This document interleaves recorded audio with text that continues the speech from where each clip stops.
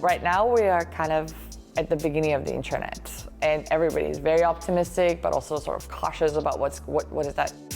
Most people haven't really experienced immersive and interactive storytelling yet. So how do we catch up humanity, but then also start having these conversations, because we're moving so quickly that we have to be really careful of what's going to happen in that space. My name is Liliana Alexander, and I'm the co-founder and executive director of FilmGate Miami and FilmGate Interactive. FilmGate is a nonprofit organization that supports the independent voices of South Florida.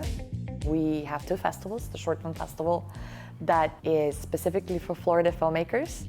And then we have FilmGate Interactive, which is our international festival where we show projects, and we call them projects because it's not specifically a 2D screen that it's involved, but interactive and immersive projects.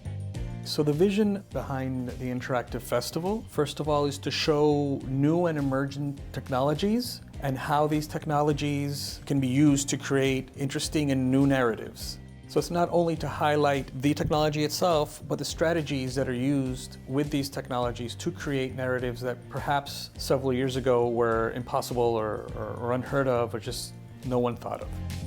So if you kind of go through the experiences that were chosen for this festival, you'll see that they have to do a little with all the experiences that us as a humanity, as a people, as a community have experimented in the last year with quarantine, with loss, with the whole change in society with the pandemic, and sort of a reimagining of what the future can be now that all these changes and all these things have come up in our society.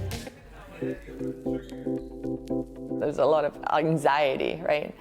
And I think that interactive and immersive experiences, XR experiences, can be very therapeutic because you can relive certain trauma that in a different way, but you're actually reliving it. You're not watching it on a 2D screen. Sometimes you are driving that narrative. Then also being inside of the story as opposed to outside of it, it's very difficult to ignore it in a way, right? So you feel it, you're in it. If you get a hug in VR land, you actually feel the endorphins from this hug, which is really interesting. I mean, how do you explain to someone what schizophrenia is just by explaining, right? Do we have the words even? Can you tell the difference between what is and isn't real? Goliath Playing with Reality comes to us from the UK. Tilda Swinton is the narrator, plays the part of Echo in this experience. You can't tell what's real, what's real. It's always a challenge because every year there's a new technology that's being developed, or we enter it as well. This year, it's our first year we're programming dome experiences. We have banded together with the Frost Science Museum, which is a very natural partner for what we program.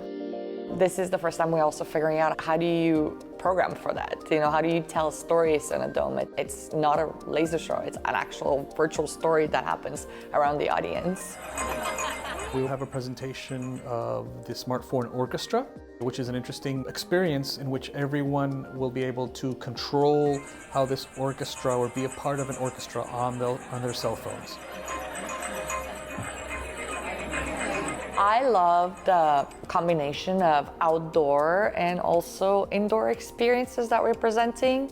I love that, for example, Brianna's Garden is a project that's augmented reality. There's a physical component of it and also an augmented digital component of it, and a beautiful talk attached to it. We're all in community with each other. So the kind of the philosophical and the artistic vision, but also the technology that comes with it. We like to look at the philosophy and the artistic vision, but then also what is the tech that drives that?